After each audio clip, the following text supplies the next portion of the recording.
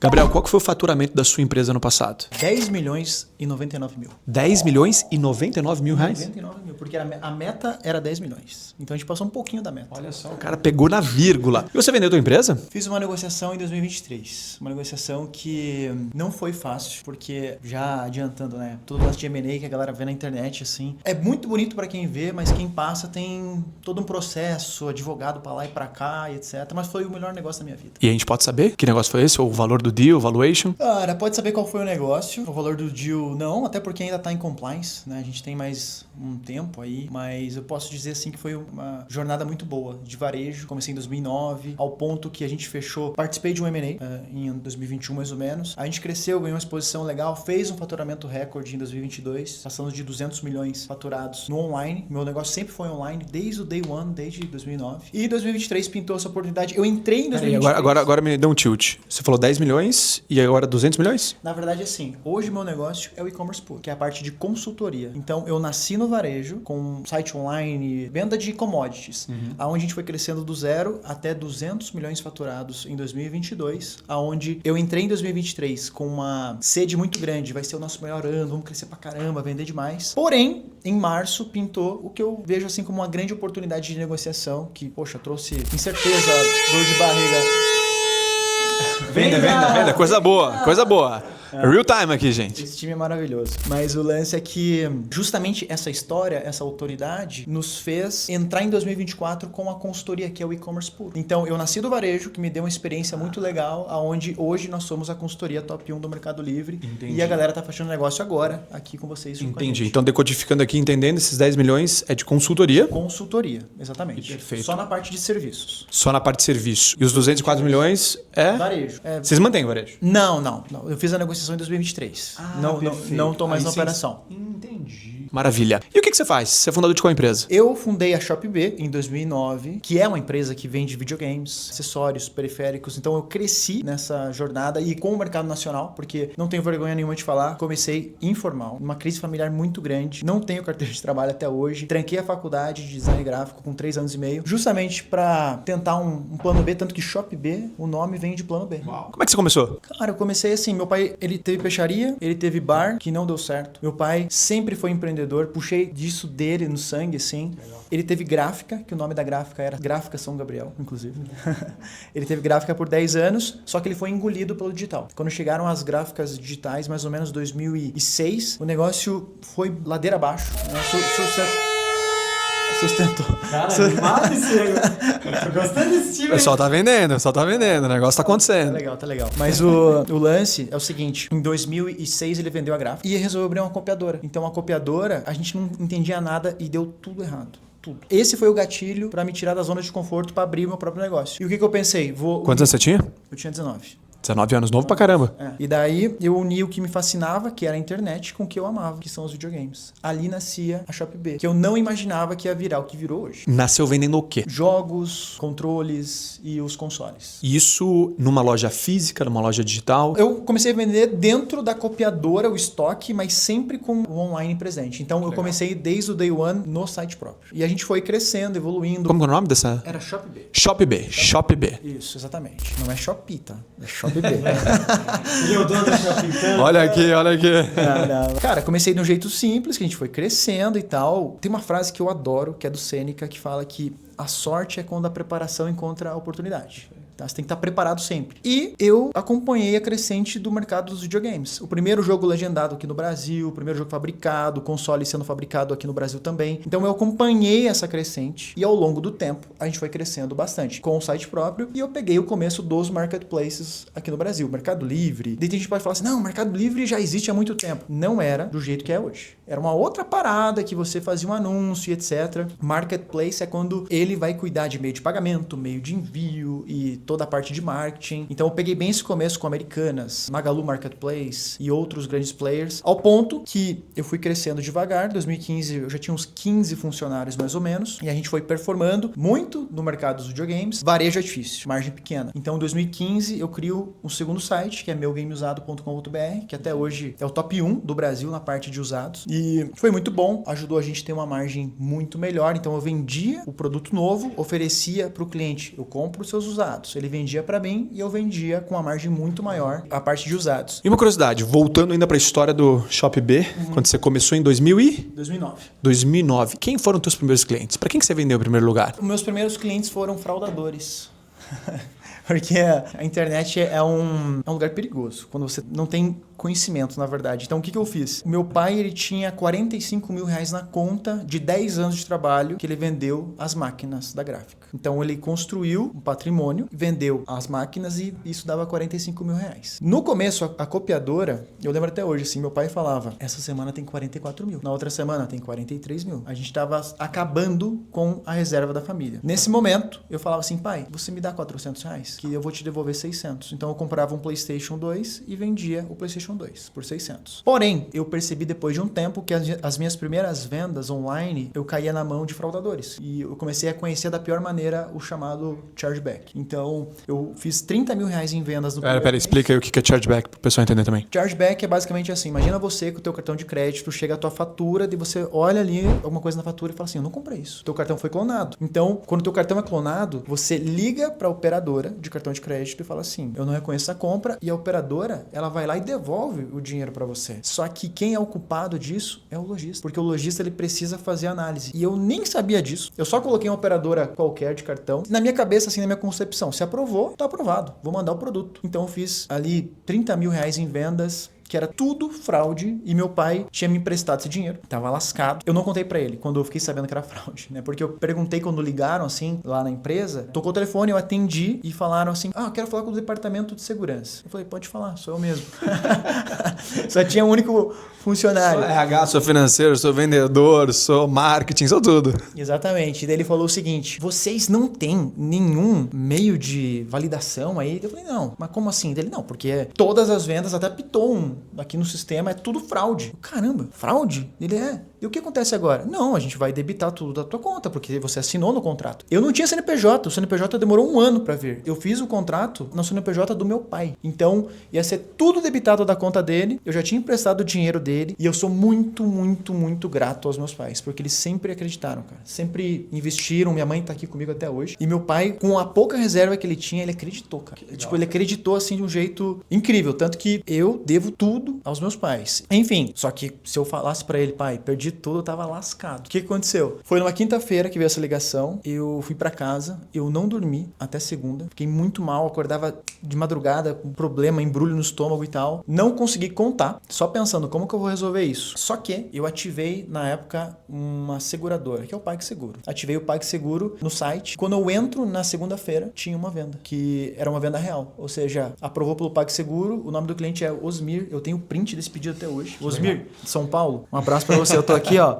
por causa de você. E aí eu vi, eu posso continuar vendendo. Liguei na operadora, pedi antecipação de tudo, antes que fosse travado. E daí demorei uns 3, 4 anos pra pagar tudo, porque eu fui enrolando e tal, e foi indo, mas regularizei todo esses 30 mil e foi meu capital pra gente chegar aonde a gente chegou hoje com o e-commerce puro. E qual que foi teu ponto de virada? Então você começou vendendo videogames, consoles, enfim, tudo na internet. Quantos por cento já eram vendas na internet? Quantos por cento eram vendas físicas quando você começou? 99% da internet. Então você já tinha um core, uma visão de ir pro digital. Por qual motivo? Escala? Porque sempre me fascinou. E eu queria atender todo o Brasil. Eu vim de uma cidade aqui do lado de Curitiba, Araucária, 110 mil, 120 mil habitantes na época ali. Pequeno. Uma cidade pequena que sempre sofreu com o consumidor vindo para Curitiba comprar. Então eu sabia, não posso depender do público de Araucária. Eu preciso pegar a fatia Brasil e a maneira de fazer isso era através do online. E você tinha estoque físico? No começo, não, que hoje eu acredito que isso não funcione muito bem, né? Você vender sem estoque, porque se você vender hoje, você tem que postar hoje. E de preferência entregar amanhã. Se você não entregar amanhã, você já tá atrasado. Mas naquela época, eu vendia com prazo, sei lá, de 10 dias de envio. Então eu vendia, eu emprestava o dinheiro do meu pai, eu comprava e eu despachava. E hoje isso não funciona, tá, galera? Mas na época funcionou. Mas em estoque, você chegou a ter quantos videogames naquela primeira unidade física? Demorou pra eu ter o primeiro pronto entrega. Porque eu vendia e daí ia atrás, assim. Mas depois eu tinha 1, 2, 3 a pronta entrega. Porque o que acontece muito hoje em dia é, você cresce de fato, você faz um patrimônio, só que o teu estoque ele tá na prateleira. O teu dinheiro, na verdade, o que você tem em estoque, sacou? Você lidar com isso é muito difícil. É por isso que eu fui criando depois meu game usado, eu criei um WMS, que esse WMS foi usado por... O que é WMS? WMS é um sistema de gerenciamento de estoque, que você consegue expedir seus pedidos, você cola a etiqueta, você organiza para não ter erros. Então a gente fez para nossa realidade, que não tinha um focado no e-commerce, a gente fez, e ao longo do tempo foi um dos negócios desse flywheel. Flywheel basicamente é quando você tem um negócio que é core e ele alimenta vários outros negócios. Então veio o site de usados, a parte de distribuição, comecei a ter distribuição de produtos novos, WMS, eu cheguei a ter um clube de assinaturas aqui em Curitiba, com 300 assinantes ativos, e foi indo, cara. Isso que ajudou a gente a sobreviver nesse oceano vermelho até 2019, que daí teve uma grande parceria que mudou também totalmente minha vida. Mas só explicando o ponto de virada, foram vários. Eu vou colocar 2 aqui. Boa. Um ponto de virada que eu vejo na minha vida, assim, que eu já mencionei isso antes, meu pai sempre foi uma figura, cara. Comédia. Eu até brinco assim, meu pai, se ele fosse no Big Brother, ele ia ser cancelado em 1 minuto.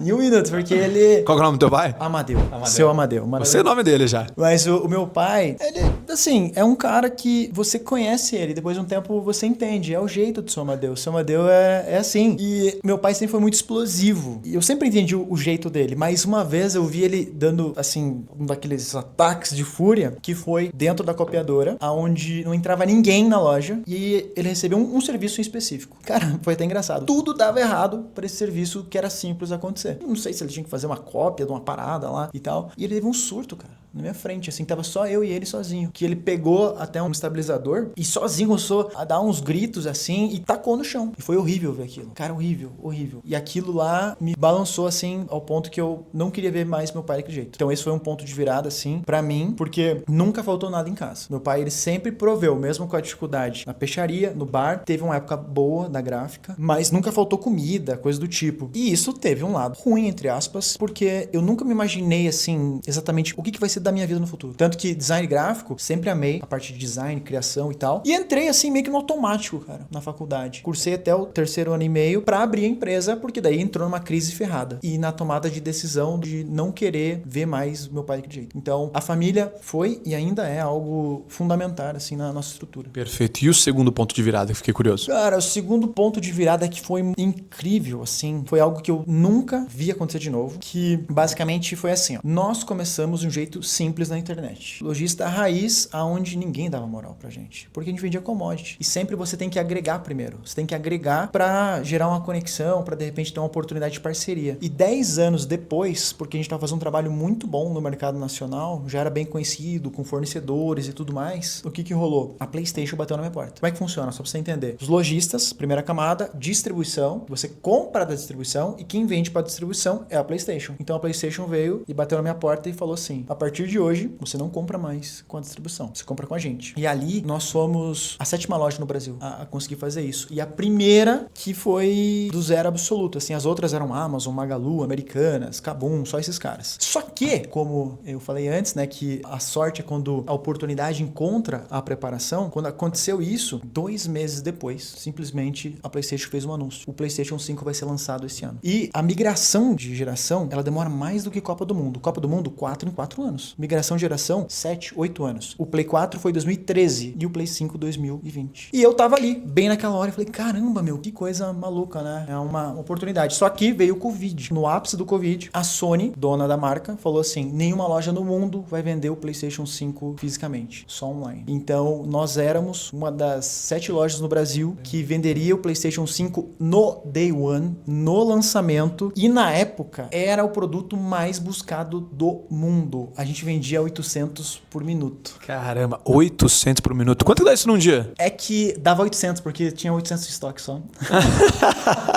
Eu tinha 800 peças pra vender, dava 1 minuto e vendia tudo. Caramba. Só que daí, isso durou ainda 17 lotes. Então foi 1 ano e meio que a gente foi vendendo. Então, impressionante. Foi muito louco, ao ponto que logo depois eu fechei com o Xbox, logo depois eu fechei com a Nintendo, diretamente também. E com o Series X do Xbox foi a mesma coisa. O Shopee, ou Shop B, ainda existe? Existe.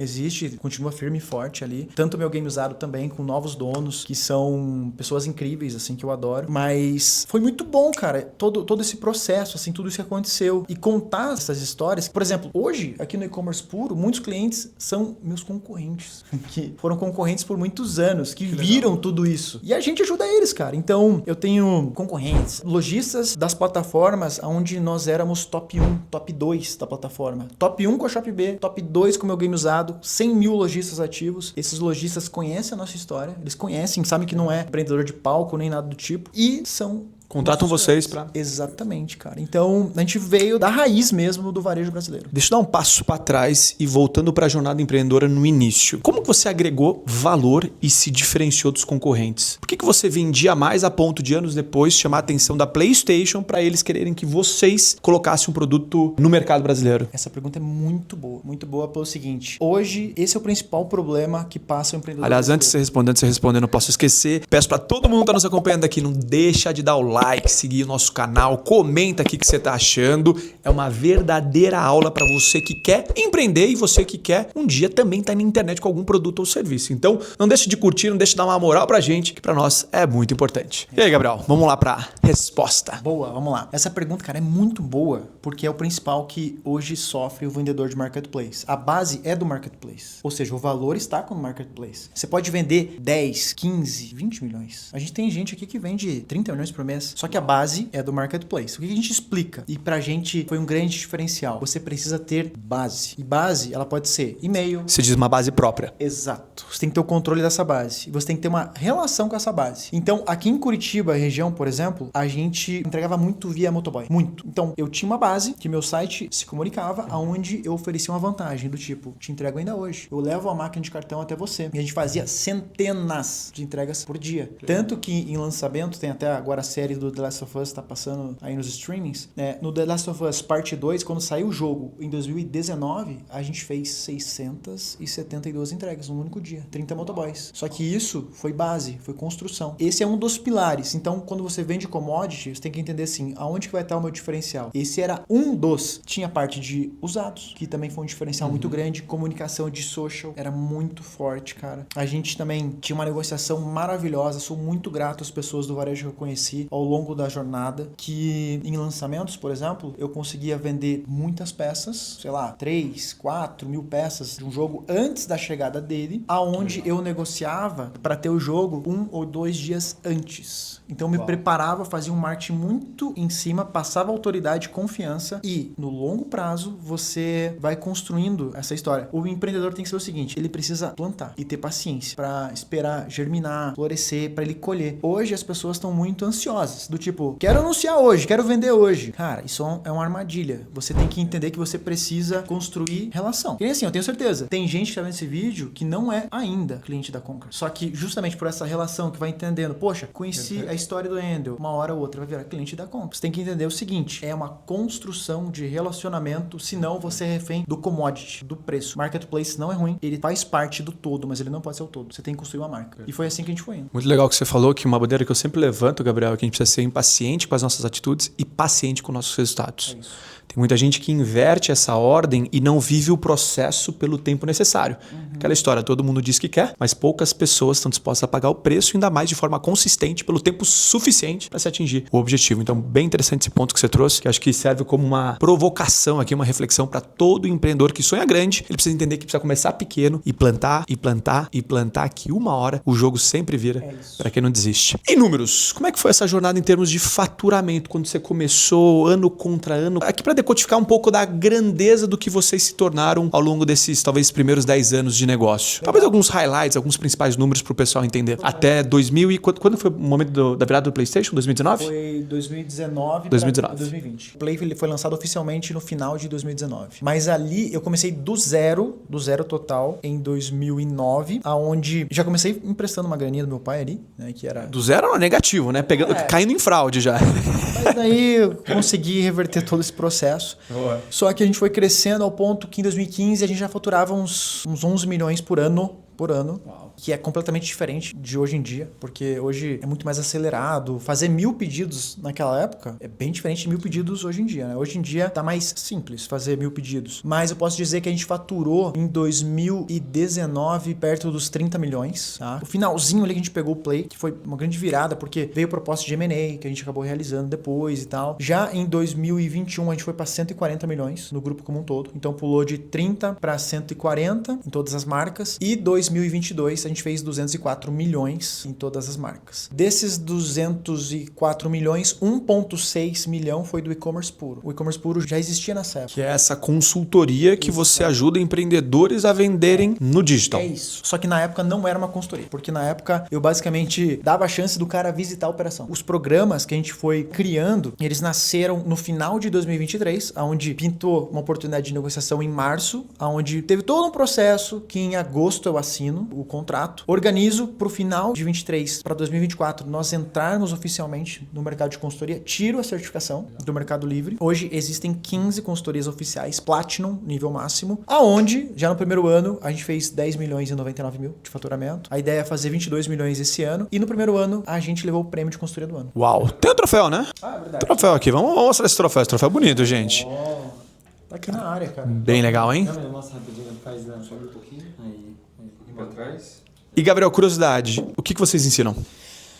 Cara, a gente ensina muito mais do que vender no Mercado Livre. Porque vender hoje é o básico, sacou? Que é o apertar botão, você cadastrar. Tem que entender o seguinte, a plataforma, ela vai cada vez mais simplificar a usabilidade. Óbvio, existem alavancas, existem coisas que você pode fazer, estratégias muito de comercial antes da venda, mas também tem todo o processo de gestão. Eu tava até falando em off aqui que vender hambúrguer, a gente sabe várias empresas que vendem. Tem o McDonald's, tem o Madeiro, só que pode ter o tiozinho na esquina que vende um hambúrguer até melhor. Mas por que ele não vende mais do que um Madeiro, do que um McDonald's? Porque tudo é um negócio. Tem processos, tem marketing que você tem que fazer, tem um monte de coisa. Ah, mas tem marketing dentro do marketplace? Tem, cara. Tem todo um processo de retail media que você pode fazer, que é a parte de ads ali dentro. Tem o registro de marca, tem muita coisa. É um mercado assim fascinante que não para de crescer. Detalhe, a empresa mais valiosa da América Latina é o Mercado Livre, mesmo com varejo sendo só 14% digital. E é só o começo, cara. Não vai parar de crescer. E uma curiosidade, na China, 52%? 52%. 52% do varejo é digital. Ou seja, o Brasil tá atrás. Exato. E aí se enxerga ou vê, né, de forma bem escancarada, todo o potencial e toda a avenida de crescimento que vai ter para os próximos anos. Né? Exatamente, cara. Não vai parar de crescer. A China é o primeiro país no mundo que o digital passou o físico. Nem nos Estados Unidos isso aconteceu. Os Estados Unidos é bem menor, cara. É tipo, sei lá, 20 e poucos %. Vai crescer demais. Curiosidade. Quantos anos você acha que a gente chega nos 52% como a China? É chute, aquele chute. Eu falaria, cara, talvez uns 10 anos. 10 anos. É, pelo seguinte. É pouco tempo, é rápido? O Brasil tem dificuldades logísticas. É um país muito grande, onde está muito concentrado no sudeste e no sul do país. Boa parte do giro. E a prova que isso vai crescer são duas coisas. Primeiro, está muito centralizado aqui. Logo, está pipocando em vários lugares do Brasil novos CDs. Os marketplaces já estão olhando... CDs, centro de distribuição. Exatamente. Até porque, o Brasil é um continente. É gigante. Nordeste é um país. Então, já está pipocando um monte de CD ali pelo Nordeste. E você fala assim, mas tem crise, tem não sei o que e tal. Só que quando a gente fala de digital, pode vir crise, instabilidade. Porém, tem uma coisa que é fascinante. Que o hábito das pessoas, cada vez elas ficam mais fácil ir pro digital. Um exemplo. Você tem noção de como o iFood chegou na nossa vida nos últimos 5 anos? Cara, é bizarro. Hoje é muito simples. Você pede ali, pra mim, dos anos 90, você tem que ligar pra pedir uma pizza, entende? Porque o iFood tá muito próximo. É o hábito. A minha mãe tem 64 anos. Ela compra da China. Então, os nossos filhos, eles vão crescer já muito mais habituados a comprar online. Os nossos pais se acostumam a comprar online. Logo, o hábito aumenta e isso tampa esse buraco da crise que, sim, ela tá ali. Só que o hábito do consumidor, o jeito que o digital entra na nossa vida, ele entra de um jeito que é só você analisar. iFood, Uber. Cara, antes a gente ligava, agendava táxi. Hoje não, cara. Você pede Uber ali. E é a mesma coisa com as vendas online ou com a educação online. É como o digital entra na nossa vida. Muito bom, muito bom. Gabriel, o pessoal que está nos assistindo que sonha em empreender agora no digital, tendo sua loja online, que conselho você daria para essa pessoa que está começando do zero? Eu vou responder de duas maneiras. O jeito mais fácil de você começar hoje é através dos marketplaces. Os dois mais fáceis, Mercado Livre e Shopee, porque eles permitem que você comece de um jeito simples, sem ter CNPJ. Óbvio, vai ter uma limitação no teu CPF, mas são plataformas onde nesse instante, cara, tem milhões de pessoas. Tanto que a cada segundo o Mercado Livre faz 57 vendas. Uau. Isso por segundo. Qual que é a porcentagem que eles ficam de uma venda? Depende. O comissionamento pode variar mais ou menos de 11% até 19%. E hoje a gente toca um projeto no Vale do Itajaí de moda que quem for do Vale pode falar comigo que vai vender no Mercado Livre sem pagar comissão. Nós temos uma parceria com o Mercado Livre, tá? Mas essa é uma dica rápida. Porém, uma outra coisa que eu acho maravilhosa é gerar conexão. Então, assim, se você tem um conhecimento sobre um produto, se você sabe engajar com o público e sabe cuidar de uma base, tipo redes sociais, YouTube, Instagram, TikTok, você tem ouro nas mãos. É o mais difícil de fazer quando você tem essa conexão. Então, tenha um produto, uma solução para vender. Que seja decoração para casa. Se você manja disso, desse conteúdo, venda produtos que façam sentido. Ou melhor, cara, vai chegar agora, tá chegando, já chegou. A gente tem mentorados testando TikTok Shop. Vai vender pra caramba. O lance tá em como você cria essa base, se relaciona com ela e converte. Muito bom. Gabriel, curiosidade, quais são os produtos mais vendidos hoje em e-commerce? Pessoal que tá começando aqui, aliás, isso aqui pode ser um perigo também, né? Porque se você vai onde tá o mar vermelho, a concorrência é maior também. Mas eu gosto do mar vermelho, tá? Sabe aquela história do mar azul, mar vermelho? Mar azul, oceano azul, onde não tem concorrência, onde a inovação acontece. Eu, particularmente, gosto do mar vermelho ou do oceano vermelho, Gabriel, porque ali já existe um mercado. As pessoas já têm aquela necessidade, aquela dor. Então é fácil você trazer um remédio e vender, porque já existe um PMF, o Product Market Fit, ou seja, a demanda de mercado já existe. Só que tem que vir com uma embalagem diferente, tem que vir com uma proposta diferente. Mas enfim, voltando à pergunta para você. Quais são os produtos mais vendidos? E se você fosse começar hoje do zero, você venderia esses produtos mais vendidos ou iria na contramão? Pergunta legal pelo seguinte, eu cresci no Oceano Vermelho, vendendo videogames, e se eu fosse começar hoje, eu não faria o que eu já fiz. Porque demorou muito tempo para eu fechar a primeira parceria, demorou muitos e muitos anos. O que mais vende? Cara, sabe o que vai vender? Os produtos mais famosos do mundo, tipo o iPhone, vai vender fácil. O problema é o seguinte, é extremamente competitivo. E o teu diferencial competitivo, ele é complexo de você conseguir. Então, quando a gente fala de uma dica para quem for começar, eu vou dar duas dicas também, tá? Que são as seguintes. Sazonalidade é algo muito bom, do tipo, no Natal vai vender muita árvore de Natal. Então você se programa antes para ter esse produto e pegar os picos. Tem de volta às aulas, tem Halloween, tem Dia das Mães, tem coisas para praia, verão que você pode vender e etc. A demanda é maior. Quando você pega o hype, quando você pega o momento certo, você vai conseguir performar, é um diferencial que você tem. Então, essa é uma maneira de você achar bons produtos para começar a vender. Outra dica que eu deixo também é você montar kits, que é uma criatividade que você vai conseguir colocar dentro do marketplace. Eu falei sobre volta às aulas. Logo, as pessoas procuram produtos correlacionados, mochilas, cadernos. Só que você pode fazer um kit disso, saca? Então, você faz um anúncio legal, uma foto legal, com um título que é muito buscado organicamente. Logo, você vai conseguir performar. Mas o mais importante que eu deixo aqui é você entender os elementos de marketing. Porque, vou dar mais um exemplo que é a própria Apple. A Apple pode fazer os melhores produtos do mundo, que seja iPhone, MacBook, tanto faz. Não é o suficiente. Ela precisa de muito marketing. É uma das empresas que mais investem em marketing. Se você tirar teu tempo agora e for ver a apresentação do primeiro iPhone do Steve Jobs no palco, é uma aula, é um show que ele faz, cara, que é bizarro. Então, de nada adianta você ter o melhor produto do mundo. Coisa boa. É fechamento. Então, cara, é recorde. Esse mês vai ser recorde nosso. Só que o lance é o seguinte: você precisa de marketing e ter um bom produto e ter paciência também. Sabe por que eles tocam buzina? Porque eles investiram tempo, cara. É follow, um sales cycle de 11 dias na média. Então é uma comemoração, sacou? O ciclo de venda de 11 dias. Exatamente, cara. Então você tem que entender o seguinte: tem que ter um bom produto? Tem. Só que tem que ter marketing também. E você tem que ter essa conexão, esse follow. Porque hoje vender online, cara, é bom demais. Todo mundo quer. E se você fizer o mediano, o medíocre é a média, não é o suficiente. Perfeito. Você precisa fazer mais. Muito bom. Gabriel, pior conselho que você recebeu na tua jornada empreendedora? Olha, eu sou grato aos momentos difíceis, aos conselhos ruins, porque eles me moldaram até chegar onde eu tô. Mas se eu tivesse que citar um, eu não digo que é um conselho ruim, mas me falaram muito sobre só tem sucesso quem faz faculdade. Faculdade é bom, não tô falando pra você não fazer. É melhor ter do que não ter. Só que eu tranquei a faculdade pra abrir o meu negócio, não tenho carteira de trabalho até hoje, e eu aprendi que faculdade faculdade, cara, é o mínimo. Quando você quer chegar em alguns lugares e coisas mais importantes, elas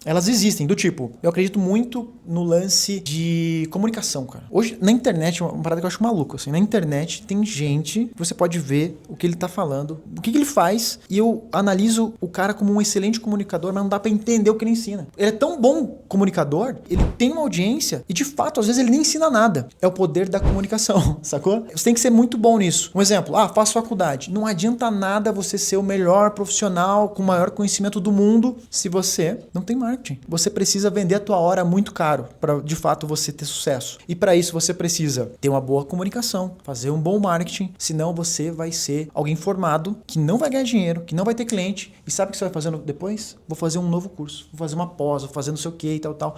Não é o suficiente. Então, o conselho que eu recebi, só tem sucesso quem vai fazer faculdade. Cara, eu acredito sinceramente que você precisa ser um bom profissional, sim. Acredito muito que o mais conhecido vence o melhor. Então, pode ter o melhor produto do mundo, pode ser a Apple, só que se você não se comunicar com a sua base, não saber lidar como um business, de nada adianta. Então, se eu fosse elencar uma coisa, seria isso. Não, e eu destaco aqui na tua história, que eu achei super legal, Gabriel, você sempre teve a mentalidade da escala. Desde o início. Você podia ter começado numa loja física, até por influência talvez dos teus pais, da peixaria, da copiadora, mas você sempre teve o olhar do deixa eu entrar na internet. Entendendo que no físico a gente é muito mais limitado. Não tô querendo dizer que você não possa prosperar no físico, claro que você pode. Mas o digital é uma excelente porta para você escancarar teu produto e levar teu produto para todo o Brasil, para todo mundo. Foi o que aconteceu na nossa história também. Se eu sempre pergunto, poxa, vocês cresceram muito em pouco tempo. A gente sempre teve a mentalidade de marca e vendas como um grande alicerce. Claro que o produto tem que ser de qualidade para sustentar o negócio, mas venda e marca que vai fazer você alcançar um topo para você mudar de vida, você impactar pessoas, é marketing e vendas. Essa mentalidade aqui, gente, é vendedora, o tempo todo pensando em como vender mais e como vender melhor. Não adianta só ter um produto bom não se vende sozinho, gente, prestem atenção nisso. Precisa ter um produto bom, eu sempre falo com uma boa margem, diferenciado, que entregue uma qualidade, precisa ter uma boa bandeira, não é o que você vende ou o que você defende, é a marketing, mas precisa também ter canais de venda, canal de distribuição daquele teu produto ou serviço. E, Endel, tem uma coisa que eu acho fascinante, cara, o processo de vendas. E ele sempre existiu, desde os primórdios. O processo de venda, ele é fascinante. Todo profissional liberal que seja, ele tinha que entender sobre captação, CRM e o processo de vendas como um todo, porque simplesmente vende. Tem empresa aqui em Curitiba, de conhecidos meus, que vendem 5 milhões na semana via WhatsApp. É máquina de vendas. Então, aqui a galera, é muito processo, é treino que a gente vai fazendo. Você pode ter a melhor faculdade do mundo, ser o cara boladão, mas se você não saber o processo de venda, você não vai ter cliente, meu amigo. E outra, três coisas. Eu gosto de falar, Gabriel, que perdedores têm metas, vencedores têm sistemas. É isso, processos extraordinários para que pessoas comuns entreguem resultados extraordinários. É assim que você vence. E se você quiser fazer um negócio gigante, tem que ter 3 coisas. Você tem que ter base, recorrência e previsibilidade. Então você tem que ter base de clientes, você tem que vender de novo para o mesmo cliente. No meu game usado, a cada 4 vendas, 3 era para um cliente recorrente. Uau. E previsibilidade é o seguinte, que nem assim, o cara do Marketplace vende lá, 30 milhões, só no Marketplace Y. Se a conta dele for banida, ele vai vender 0. Já era. Que nem assim, a gente tem fechamento de mês aqui, um mês histórico. Eu tenho gente na base, aonde o time vai pra cima, fechamento de mês, tem uma oportunidade, vai atacar essa base. Base, previsibilidade e recorrência. Tem que ter isso no teu negócio. Muito bom. Gabriel, e melhor conselho que você recebeu? O melhor conselho, cara, um que eu nunca esqueço, assim, que foi incrível, me marcou demais. Foi uma frase pequena que o meu tio Marcelo, então um abraço pro meu tio Marcelo, ele escreveu num almanaque. E aquilo me marcou tanto, assim, que... Eu tô cheio das frases hoje. Tem ótimo.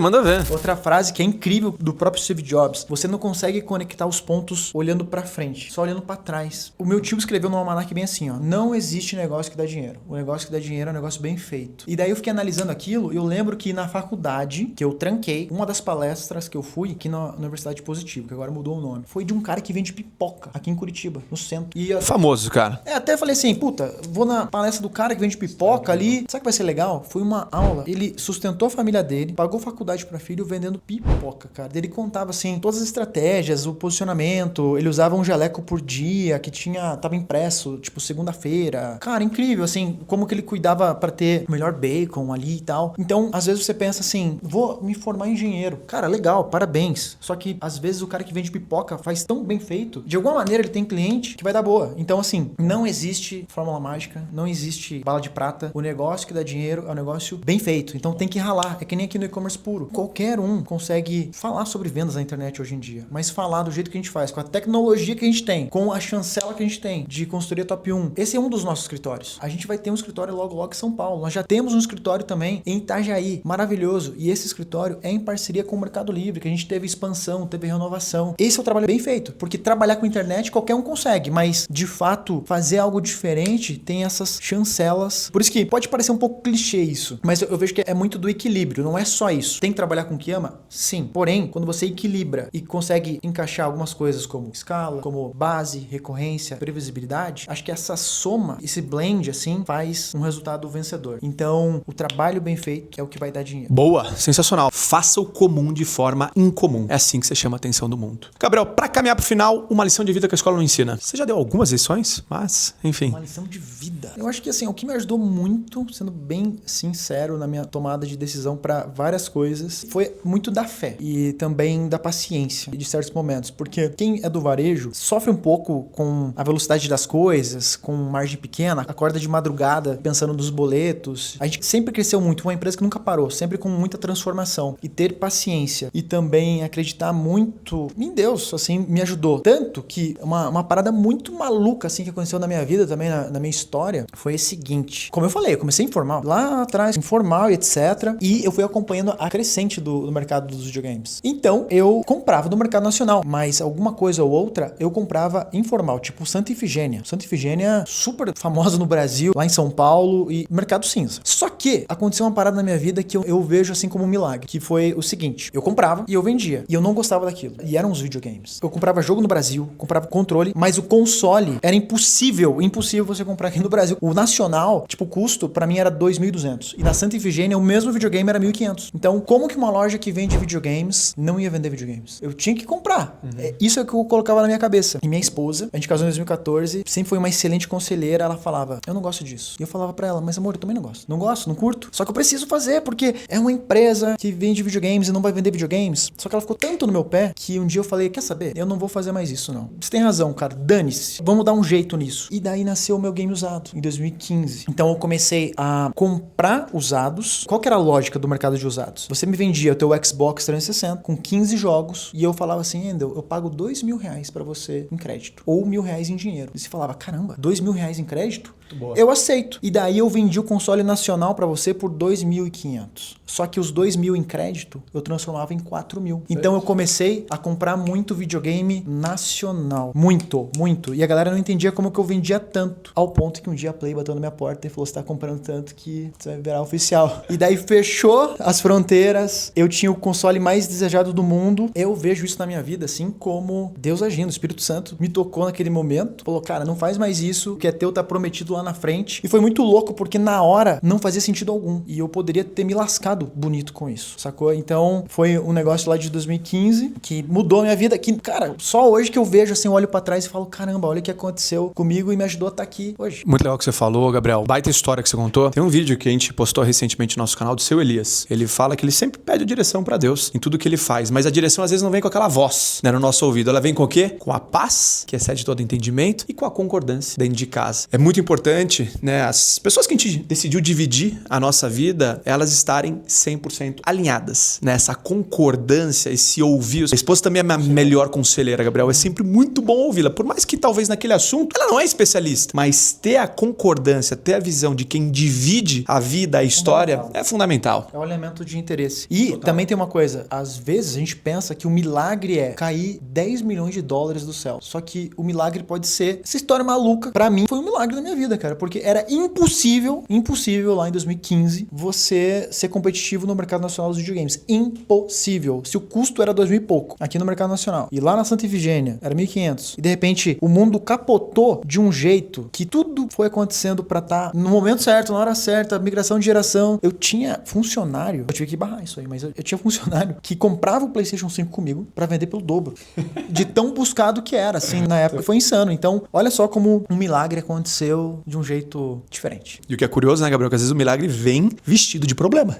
Exato. É você encarar o problema como uma grande oportunidade ou a escola que você precisa para ir para o próximo degrau. Afinal de contas, quem não desafia não transforma. E por isso que eu sempre gosto de dizer que milagres só acontecem para quem não desiste. E a tua história é exemplo vivo disso. Sensacional, Gabriel. Pra gente fechar, o papo é bom. Daria para ficar 2 horas, 3 horas falando com o Gabriel. Tem muita história, um case absurdo de empreendedorismo, começando pequenininho, vendendo videogame, depois revendendo videogame. E eu queria que você desse um conselho final, Gabriel, para fechar para todos que estão nos acompanhando e sonham em empreender, mas tem frio na barriga, tá faltando coragem, tá faltando aquele empurrão para mudar de vida. São muitos conselhos, na verdade. Primeiro, a paciência. Tem que plantar e esperar para colher. E você tem que fazer a tua parte. Você tem que regar, você tem que estar ali, proteger. Então, paciência é algo fundamental. Entender também a habilidade que você tem de venda. E vender não é só vender o produto para o consumidor final. Você tem que vender o sonho para fornecedor, para ele acreditar em você. Você tem que vender o sonho, sabe para quem? Para o time. É meu papel todo santo dia estar aqui com o time e falar, galera, olha o que a gente está fazendo. Vamos construir isso junto. Até quando o Endel veio aqui, eu já falei assim, pô, olha o que ele fez. Ele vai estar aqui, ele vai conversar com a gente. É sinal que nós estamos construindo alguma coisa, entende? Então, o processo de venda não é você pegar um produto, anunciar e vender.